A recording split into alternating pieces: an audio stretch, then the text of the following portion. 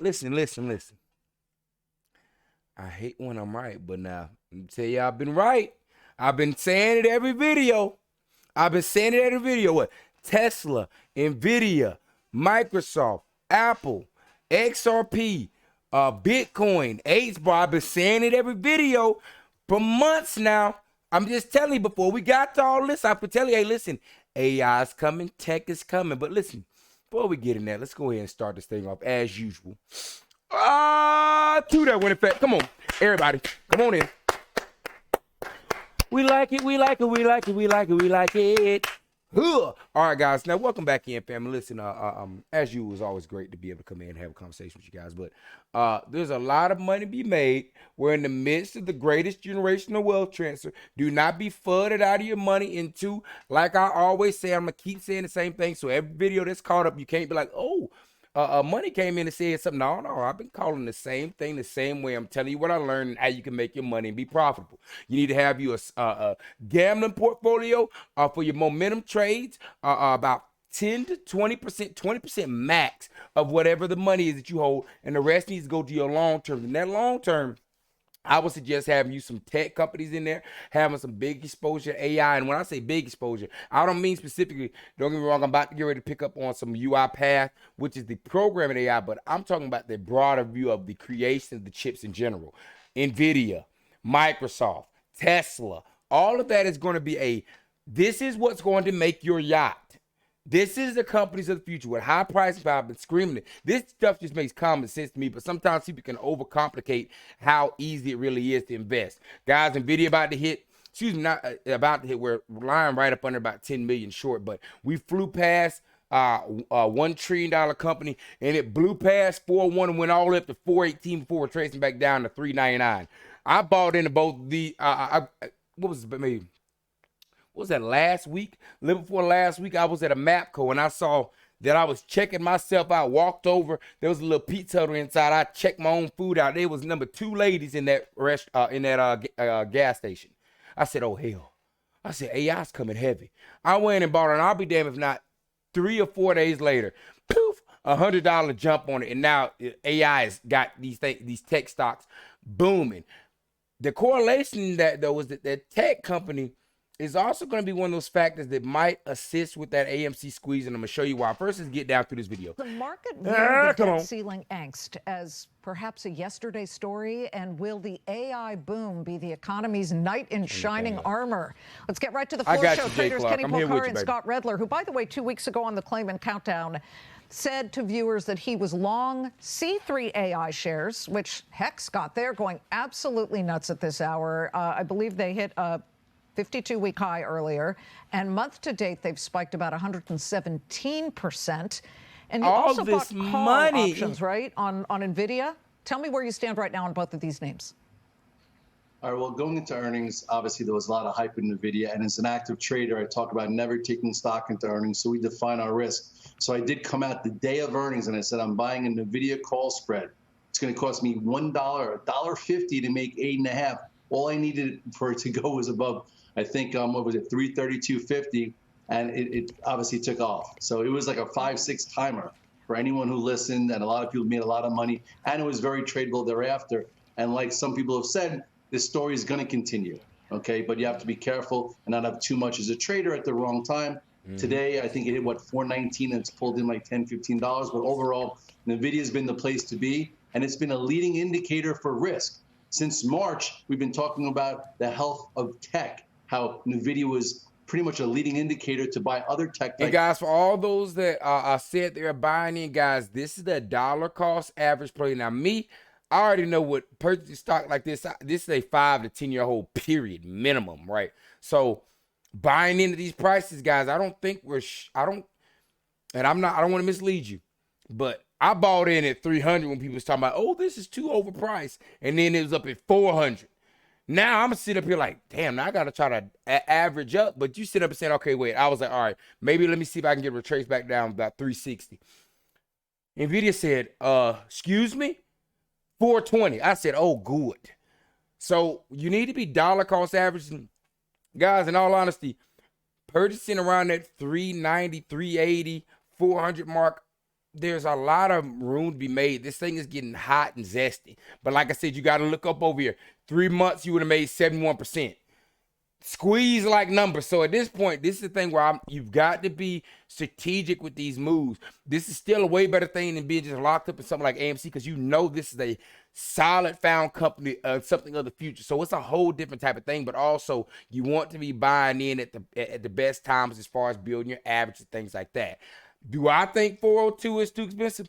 Not necessarily. Of course, my average is going to be starting off towards where 300 is, but I need to buy way more shares of what's going on here, because like I said, this company, tech in general, I've been loading up. Tesla as well was running. I've been loading up on it. Now that's up at 200. I'm looking up. I was like, just last week it was $60 cheaper.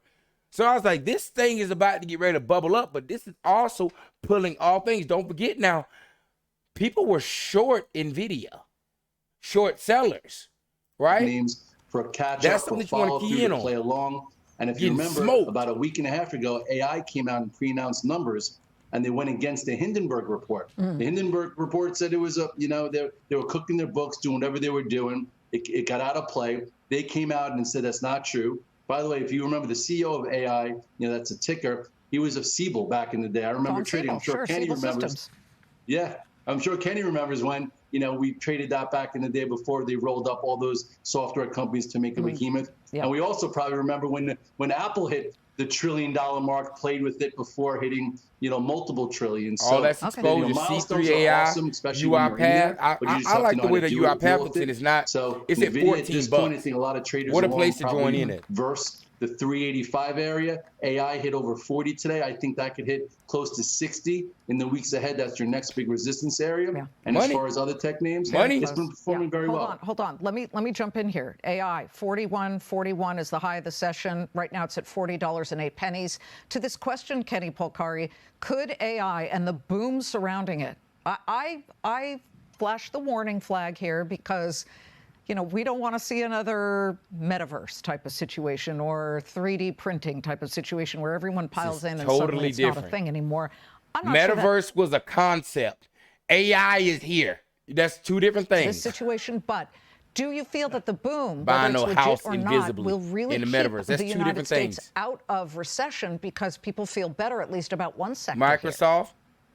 No, I don't think this boom in tech, and it's great. And listen, to be fair, I own all those same names that Scott was talking about: Nvidia, AI, and Amazon. But I don't think the excitement in this sector is going to prevent the U.S. economy from going into a recession at all. I actually think we're already in this rolling recession. You better put your money. You want your money to be safe. I think ultimately, something. It's not going to prevent the economy from slowing down. Kenny, what about this debt ceiling in real-time discussion here Apple? Right now on the House floor? I don't know. Can we pull up that live picture of the House floor at the moment? Because the Rules Committee, which is made up of 9 Republicans and 4 Democrats, are battling it out. I want you to take a look at these losers now. This is their retail sector getting smoked. To create the rules upon which it can then be voted by the entire House. There you go. You're looking at it right now. Some of this may already be in danger. Well, they say it's in danger. We did see, and you mentioned it right at the top of your show about the Liz, let's put a little FUD in there. Yeah, it was in danger at 300 and 150. Senators, I think it's Roy, it's Chip Roy, it's Biggs, and it's the one of the other guys, I can't remember his name, that are coming out and calling it abysmal, and that they can't even believe that that McCarthy made a deal like this. And so it doesn't sound very encouraging at the moment. But that's somebody mistress back there. Positioning, right? We'll find out as the day wears on. But one way or the other, while it may create some angst here, I still think that they're coming up with a deal. We're not going to go into default. We're not going to not raise the debt ceiling. We're going to do all that. I think they're going to drag it out until Sunday night at 11 o'clock, right on the 11th hour before June 5th. Tesla. Right? Yeah. So I finish your thoughts. Okay, sorry. Go ahead. No, I just think that it's all pomp and circumstance right now. Everyone's trying to, get their voice out and tell them what they think now that it's done, and we'll see where it goes. Well, Scott, you're the chartist here, and as I'm looking at the S&P 4206, we recall what happened during the TARP votes, right? The Troubled Asset Relief Plan back during the financial crisis, and at first, a lot of Congress voted against it, and the Dow fell at the time. 777 points was the biggest point loss ever on the Dow Jones Industrials, and that sure scared a lot of people in Congress. I was running down here. Larry Kudlow was in the hallway. I said, Larry, is this thing in jeopardy or is it going to pass? He said, oh, it's going to pass. Welcome to Washington, Liz. These people who are making noise about it just want pork for their district. That said, let's go to the chart here. Whether it's the S&P, the NASDAQ, the Dow, what levels are you looking at that will make you start to worry? It's so funny. Everyone always wants to look at what's going to make you worry. And people have been worrying all year. I think they've been saying we should have been in a recession in January, and we're approaching June. It's really important. We're in a recession. I traded through TARP, and I remember in a recession. This is so much different. This is the debt ceiling. You know what? Yeah. We've lived through this 10 times in the last 15 years, and it always gets done. Washington wants to prove that they're kind of relevant. They're really not. Even if they didn't come up with the deal, there'll be some furloughs, everyone will get paid, and then a week and a half later, there will be a deal, and all there was short-term volatility. So at this point, I'm looking at 4180 in the S&P cash. As long as that holds, I always say sometimes you can't get too bearish. Same way 2 weeks ago, I'm like, if Apple is going to go on a tear to its all-time high, you can't get too bearish, especially if it holds its earnings gap of 170, which it did, and now it's at 177. So we all need barometers because it's all important on how you're trading and your time frame. At this point, I would say people, like I said, I've been screaming, if your money was in any of these tech sectors, you're not red. Tell you that much. You're not red. As long as they hold 417, as long as the Qs make you look into AMC a lot better. I'm just telling you like that. As long as they hold 346, I think active traders are going to try and be long. And if you're an investor, just keep putting your money in every single month. Get a good cost average. Doesn't matter what the headlines are. Gentlemen, thank you very much. We're looking at the Dow now down 94 points. Apple Card coming in the future, guys. There's so much stuff to come with this. Do not miss your chance. I'm just telling you, I can handle a lot of thoughts, but I can't handle them all. And I would love for y'all to be there as well. Do not be fudded out of this money laying in front of you. You're walking out the door seeing it each and every single day. All right, now let's get down to it, guys, so we can make this quick and snappy. Guys, coming in and looking at our AMC play. The same bull crud that's been occurring is still occurring, but I want to key in on something. Like I said, all this movement is irrelevant. Nobody cares. It doesn't, the price movement here is not a correlation to any selling or buying. I went over that in the last video where this is basically all just up under algo suppression. We're in autopilot. One thing you can note, something that I found to be very interesting, right? And more so something to elude the fact of how much they've had to pull all hands on deck to even cause this. Let's double tap it. I'm going to show you right quick. First, let's go look over these stats here. Numbers, I say. All right. Short interest ratio, 7.61 days to cover. Irrelevant. Short interest still somehow sitting at 20.51. Again, irrelevant. They're going to hold it for 6 days. At some point, it'll pop up 5%, be at 25. That's all irrelevant. Nothing's correlating here. As there is no real buying or selling pressure. Everything that's bought or sold is now 100% been sent to a dark pool, and they're letting a nozzle in and out to control where the price is.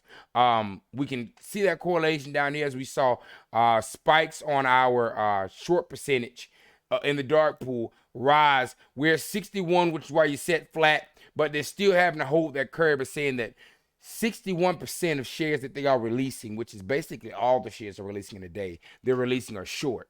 They're not letting any buying pressure occur. Looking up here, 250,000 shares available to borrow, synthetic, sitting at 51.9% cost to borrow. Again, irrelevant information. What you should note is this. These 4 company insiders from entertainment industry sold the most stock the week of 05, May 19th. So, of course, in Terra Capital, AMC, 7 million shares sold. All right. 7 million shares sold. And then, of course, the rest of these are relevant. This is another company they sold, but it's just funny. Look at the next 3 following up. 200,000 was the max, was puts you at number 2. 181 puts you at number 3. And 136 puts you at number 4. But in Terra's selling 7 million. Guys, if y'all falling for this price manipulation, you out your mind. But I'm going to show you something else. Pulling up in here.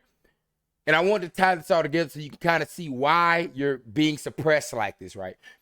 I told you I could smell how desperate was his blood and water. Well, let me wrap it all back around and bring it back into you. Short sellers have lost $4.1 billion on Nvidia in the last 3 trading days. Mind you, guys, there was a recommendation out there for people to short Nvidia because it was supposed to be overpriced at 200. Short sellers have been shorting Tesla, Nvidia, Apple, all these major tech stocks that are blowing up right now, and they are sinking in the hole as it's been running up, which is why at the same time these plays been running up, you'll notice that AMC went into that autopilot mode. I called it and I said, hold on, let me dive a little deeper. Let me just see if this is all just something where it's just in my head. God damn it!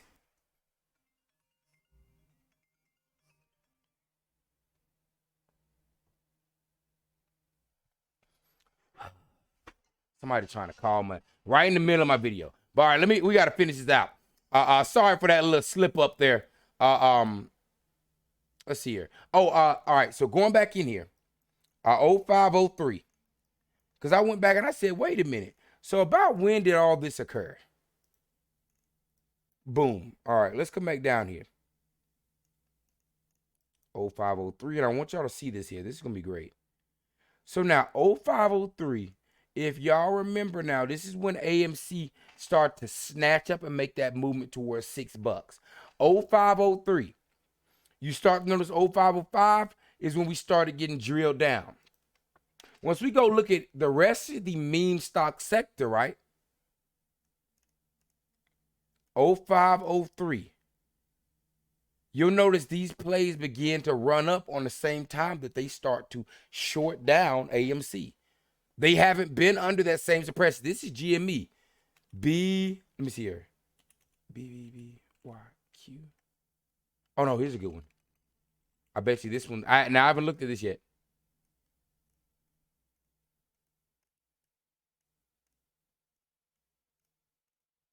Oh, so look at this at the same point with GTII. Now, GTII has also been up. I don't know who's involved in GTII. I'm not actually currently holding it. But one thing I can say is this. 0503, GTII has been up under that same suppression. You come up on a play like BBBYQ, which I am actually holding. I called in at 19. 0503, these plays start to take off.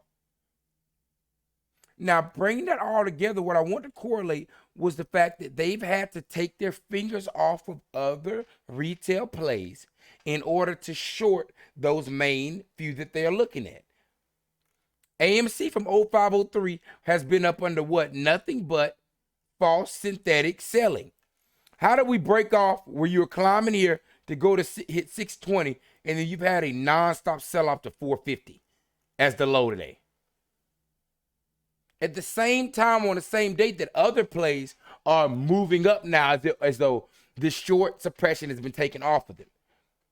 All while minding you that they are shorting plays that are running up as if the money's running dry if they're being spread thin. Guys, this is one thing I love about stocks. Like I said, we're not looking at things just specifically off the fact of chart. Of course, we have our resistance supports, but like I said, these are not technical plays. But what we can do is you can look at how an algo trades or what your opposition sentiment is by looking at and tying things in.